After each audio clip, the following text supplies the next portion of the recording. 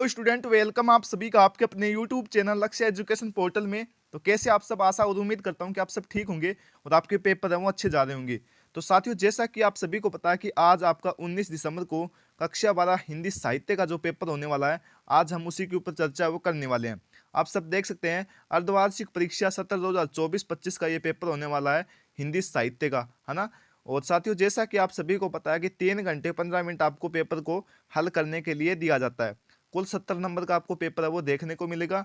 और जैसे ही साथियों आपको पेपर मिलता है ना, अपने रोल नंबर सबसे पहले पेपर के ऊपर है वो जरूर लिखना आप सभी को। तो चलिए स्टार्ट करते हैं, आप सभी का टाइम है वो बिना वेस्ट करते हुए। साथियों, पेपर स्टार्ट करने से पहले आपसे एक छोटी सी रिक्वेस्ट करना चाहूंगा कि आप चैनल पर नए हो तो चैनल को सब्सक्राइब और इस वीडियो को लाइक कर दीजिएगा। और पेपर को साथियों अंतिम तक देखना है, बहुत सारे प्रश्न है वो आपको इसी से देखने को मिल जाएंगे, है ना। तो साथियों, जब भी आप अपनी कॉपी के अंदर लिखना स्टार्ट करो ना, तो सबसे पहले अपना खंड जरूर लिखिएगा, ताकि आपकी कॉपी है ना वो अट्रैक्टिव और सुंदर दिखे, चाहे आप ऐसे स्टार्ट करो चाहे वैसे। तो साथियों, जैसा कि आप सभी को पता है कि खंड ए के अंदर आपको एक तो अपठित गद्यांश देखने को मिलता है, दूसरा अपठित काव्यांश देखने को मिलेगा, जो कि 5 नंबर का देखने को मिलेगा। तो आप इसे पढ़ना चाहो तो आप इसे पढ़ सकते हो और प्योज करके देख सकते हो, या आप स्क्रीनशॉट लेकर पढ़ सकते हो। मैंने इसको पढ़ लिया है, अब मैं इसके उत्तर है वो देने का प्रयास करूंगा। और सभी प्रश्नों के उत्तर ना इसी गद्यांश के अंदर दिए हुए हैं, है ना। तो पहले की बात करते हैं साथियों, उपयुक्त गद्यांश का उचित शीर्षक है वो आपको बताना है।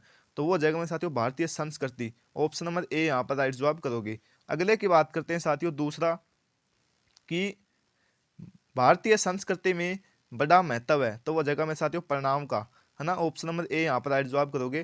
परिणाम का महत्व है साथियों भारतीय संस्कृति में। अगले की बात करते हैं, बालक मार्कंडेय ने चिरंजीवी होने का वरदान प्राप्त किया था, तो वो किससे प्राप्त किया था? सप्तऋषियों से। ऑप्शन नंबर डी यहाँ पर राइट जवाब करोगे। अगले की बात करते हैं साथियों, चौथा क्वेश्चन क्या कहता है कि सेवा परिणाम वे सेवर्दी होती है, तो आयु विद्या यश और बल की। ऑप्शन नंबर ए यहाँ पर राइट जवाब करोगे। अगले की बात करते हैं साथियों, पांचवा कि वह मानव शरीर व्यर्थ है जो सज्जनों और गुरुजनों के सम्मुख है वो नहीं झुकता। यह कथन किसका है?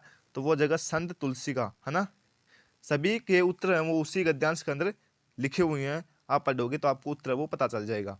दूसरा साथियों, जैसा कि मैंने आपको बताया था कि आपको अपठित काव्यांश भी देखने को मिलेगा, जो कि 5 नंबर का। अब आपको इसको भी ध्यानपूर्वक पढ़ना है और इसके बाद उत्तर है वो देने का प्रयास करना है ना। मैंने इसको पढ़ लिया है, अब बात करते हैं सीधे इसके उत्तरों की। देखो साथियों, काव्यांश के लिए उचित शीर्षक क्या होगा ये आपसे पूछ रहा है। तो वो जगह में साथियों सुख और दुख, है ना। क्या करोगे? सुख और दुख की बात की जा रही है इस काव्यांश के अंदर। दूसरे की बात करते हैं, कवियत्री संसार को बताती है, तो क्या बताती है साथियों? तो वो बताती है सुख सार। ऑप्शन नंबर बी है वो यहाँ पर राइट जवाब करोगे। तीसरे क्वेश्चन का राइट जवाब देखते हैं कि उमंग उत्साह निरंतर रहते मेरे जीवन में पंक्ति में प्रयुक्त अलंकार है, तो कौन सा अलंकार हो जाएगा? अनुप्रास अलंकार। ऑप्शन नंबर सी यहाँ पर राइट जवाब करोगे। साथियों, जब एक ही वर्ड की बार बार आवृत्ति होती है ना, तो वहां पर अनुप्रास अलंकार होती है। ऊ देखने को मिल रहा है। अगले की बात करते हैं, चौथे क्वेश्चन की। क्या कहता है कि कवियत्री के जीवन में प्रतिक्षण प्रकाशित करती है, तो क्या हो जाएगा साथियों इसका राइट जवाब? तो वो हो जाएगा आशा। ऑप्शन नंबर डी यहाँ पर राइट जवाब करोगे। अगले की बात करते हैं साथियों, जीवन के साथी हैं, तो क्या हो जाएगा? विश्वास प्रेम साहस। ऑप्शन नंबर डी यहाँ पर राइट जवाब करोगी, है ना। ये देखो साथियों, रिक्त स्थान देखने को मिलेंगे तीसरे क्वेश्चन के अंदर, जो कि 6 नंबर के देखने को मिलेंगे, और प्रत्येक प्रश्न आपको 1 नंबर का देखने को मिलेगा। अब बात करते हैं साथियों इनके उत्तरों की।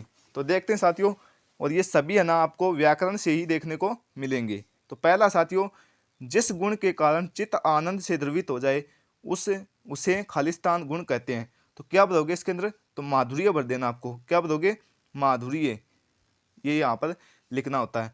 अगले की बात करते हैं साथियों, दूसरा कि जहाँ काव्य में व्याकरण के नियमों का उल्लंघन करके शब्दों का प्रयोग किया जाता है वहाँ खालिस्तान दोष होता है, तो क्या बताओगे साथियों? च्युत संस्कृति दोष हो जाएगा, ये आपको भरना है ना। च्युत संस्कृति आपको दोष है वो भरना है, ये यहाँ पर राइट जवाब होगा। अगले की बात करते हैं साथियों, तीसरा क्या कहता है कि बिनु पद चले सुने बिनु काना पंक्ति में अलंकार है, तो कौन सा अलंकार है? तो विभावना, विभावना अलंकार हो जाएगा, है ना। अगले की बात करते हैं साथियों, देवसेना का गीत प्रसाद जी के खालिस्तान नाटक से लिया हुआ है, तो किससे लिया हुआ है?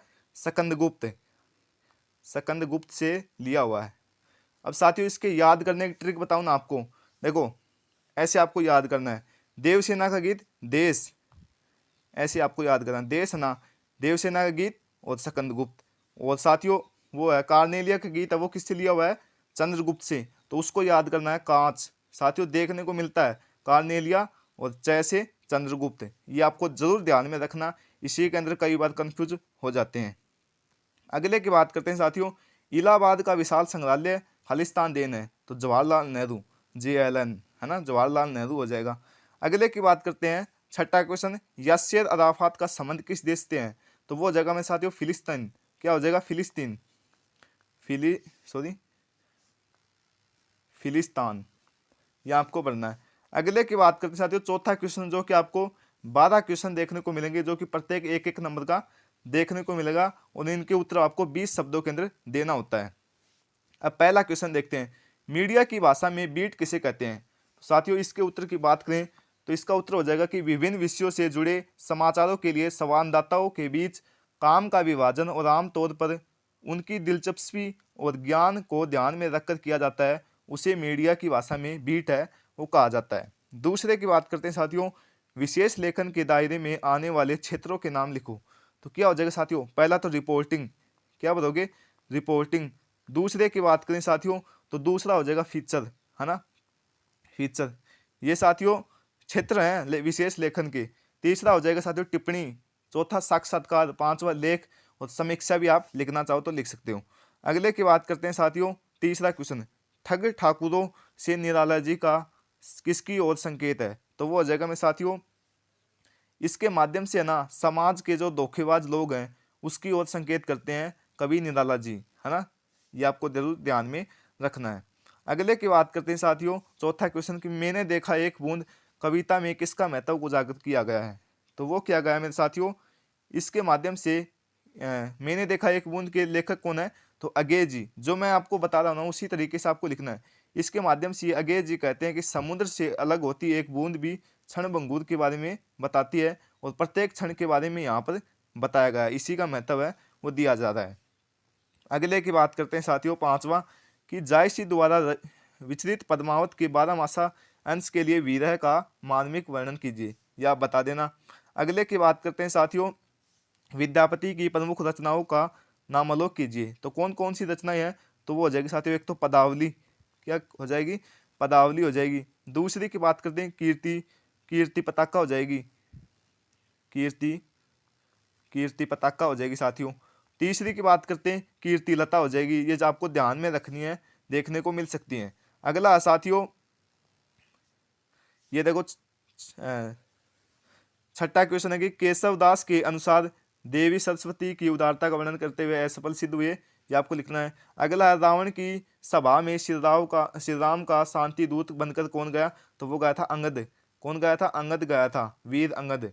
अगले की बात करते हैं साथियों, प्रेम घन का पूरा नाम, मूल नाम क्या है लिखिए, तो वो जाएगा बद्री नारायण चौधरी उपाध्याय, है ना। अगले की बात करते हैं साथियों, बालक बच गया निबंध में बालक इनाम के रूप में क्या लेना चाहता था, लड्डू, क्या लेना चाहता था, लड्डू, है ना, ये जरूर ध्यान में रखना। अगला साथियों व्याकरण से संबंधित है, विरोधाभास अलंकार का लक्षण लिखिए, तो क्या लिखोगे विरोधाभास के अंदर, कि जहां, सबसे पहले तो इसकी परिभाषा बताते हैं कि जहां विरोध न होते हुए भी विरोध का आभास है वो दिया जाता है, वहां विरोधाभास अलंकार होता है। और आपको एक उदाहरण है वो दे देना, ये आपका कंप्लीट हो जाएगा और 1 नंबर आपको मिल जाएगा। अगला है उत्प्रेक्षा अलंकार का उदाहरण लिखिए, तो सबसे पहले आपको उत्प्रेक्षा की परिभाषा लिखनी है, जहां उपमेय में उपमान की संभावना या कल्पना की जाती है, और वहां होता है उत्प्रेक्षा अलंकार, इसका उदाहरण आपको दे देना है। अगले की बात करते हैं साथियों, खंड वह आपको देखने को मिलता है जिसके अंदर आपको 5 से 14 तक के प्रश्न है, उसकी सीमा 40 शब्दों के अंदर देनी होती है। अब बात करते हैं इसके प्रश्न उत्तरों की, तो फीचर क्या है स्पष्ट कीजिए, तो यह मेरे साथियों एक पत्रकारिता है ना, आप सभी को पता है। और उत्तम फीचर उसे माना जाता है जो आकर्षक हो, शैली में शांतिलता और उसके अंदर जो पहचान बनाए रखे ना, उसे हम फीचर लेखन कहते हैं, ये आपको ध्यान में रखना है। अगले की बात करते हैं, समाचार किस शैली में लिखे जाते हैं, उक्त शैली की विशेषता लिखिए, तो वो लिखे जाते हैं मेरे साथियों उल्टा, उल्टा पिरामिड शैली से, उल्टा पिरामिड शैली में, है ना, ये आपको ध्यान में रखना है। अब बात करते हैं उल्टा पिरामिड शैली की विशेषताएं क्या क्या हो सकते हैं, तो उल्टा पिरामिड शैली के अंदर में साथियों इस शैली में सबसे महत्वपूर्ण तथ्य होता ना वो सबसे पहले लिखा जाता है। जैसा कि आप सभी को पता है कि अखबार होता ना वो उल्टा पिरामिड शैली के अंदर ही आता है, सबसे पहले देखने को मिलता है ना जो भी मेन खबर होती है वो, और उसके बाद साथियों घटते क्रम में ले जाया जाता है। अगला है साथियों, बस यही है इसका उत्तर, है ना। क्लाइमेक्स, कहानी का क्लाइमेक्स अंत से नहीं बल्कि वाक्य से होता है, ये आपको ध्यान में रखना है। अगले की बात करते हैं साथियों, अगला है दोहा छंद का लक्षण और उदाहरण दीजिए। तो उदाहरण आप दे देना, मैं बात करता हूँ इसके लक्षणों की। तो लक्षण हो जाएगा, दोहा के अंदर दो पद होते हैं, पहले और तीसरे। पहले और तीसरे के अंदर कितनी कितनी मात्राएं देखने को मिलती हैं, 13 मात्राएं आपको देखने को मिलती हैं। और दूसरे और चौथे के अंदर 11 मात्राएं देखने को मिलती हैं, ये भी ध्यान में रख लेना। और इसका उदाहरण वो आपको दे देना। अगला साथियों, सूर्यकांत त्रिपाठी निराला या वज्रमोहन व्यास का आपको जीवन परिचय बताना है। तो क्या बताओगे, निराला जी का बताता हूँ कि इनका जन्म कब हुआ था। सबसे पहले तो आप ये बताओ जन्म कब हुआ था। तो हुआ था मैं साथियों 1898 के अंदर कवि सूर्यकांत त्रिपाठी निराला का जन्म होता है। कहाँ होता है, पश्चिम बंगाल के अंदर, वेस्ट बंगाल के अंदर इनका जन्म होता है। अगली बात करें साथियों, कहाँ हुआ था, मेदिनीपुर जिले के अंदर महिसाजल नाम के गांव के अंदर। शिक्षा कहाँ तक हुई है, 9वीं तक ये पढ़े लिखे हैं। अगली बात साथियों, इनकी रचनाएं कौन कौन सी हैं। तो रचनाएं हो जाएगी साथियों, परिमल, नए पत्ते, गीतिका, अनामिका, आराधना, अर्चना, कुकुरमुत्ता इत्यादि हो जाएगी। अब बात करते हैं इनकी मृत्यु की। तो मृत्यु कब हुई थी, तो वो हुई थी 1961 के अंदर, है ना। और ये मुक्त छंद के प्रवर्तक भी हैं, मुक्त छंद के प्रवर्तक भी हैं, ये भी आपको ध्यान में रखना है। अगले की बात करते हैं साथियों, क्या कहता है कि बनारस में वसंत का आगमन कैसे होता है और इसका बनारस पर क्या प्रभाव पड़ता है। तो आप सभी को पता है कि बनारस के अंदर बसंत का अचानक आगमन होता है, अचानक, है ना। और इसके क्या प्रभाव पड़ते हैं बनारस के अंदर, तो मोहल्लों में धूल भरी आंधियां वो आने लग जाती हैं, बंदरों के चेहरों पर चमक देखने को मिल जाती है, सांस्कृतिक गतिविधियां होने लग जाती हैं। अगले की बात करते हैं साथियों, क्वेश्चन क्या कहता है कि बालक से उसकी उम्र और योग्यता के ऊपर कौन कौन से प्रश्न पूछे गए। तो कौन कौन से प्रश्न पूछे गए थे, तो वो पूछे गए साथियों 9 रसों के नाम। सबसे पहले तो 9 रसों का नाम, है ना, ये ध्यान में रखना आपको। अगला पूछा गया था साथियों, जो इंग्लैंड के राजा थे उनकी पत्नियों के नाम। पेशवा सा शासन क्या है ना। चंद्र ग्रहण का वैज्ञानिक कारण पूछा था, ये आपको ध्यान में रखना है। अगला साथियों, भेदों की भेदों ने सूरदास की झोपड़ी है वो क्यों जलाई। तो आप सभी को पता है कि सूरदास ने भेदों की पत्नी थी सुभागी, उसको भेदों की मार से बचाया था, और इसी कारण भेदों ने बदले की भावना में आग लगा दी थी झोपड़ी को, ये आपको लिखना है। अगला क्या साथियों, बूढ़े त्रिलोक सिंह पहाड़ पर चढ़ना, ये आप लिख देना।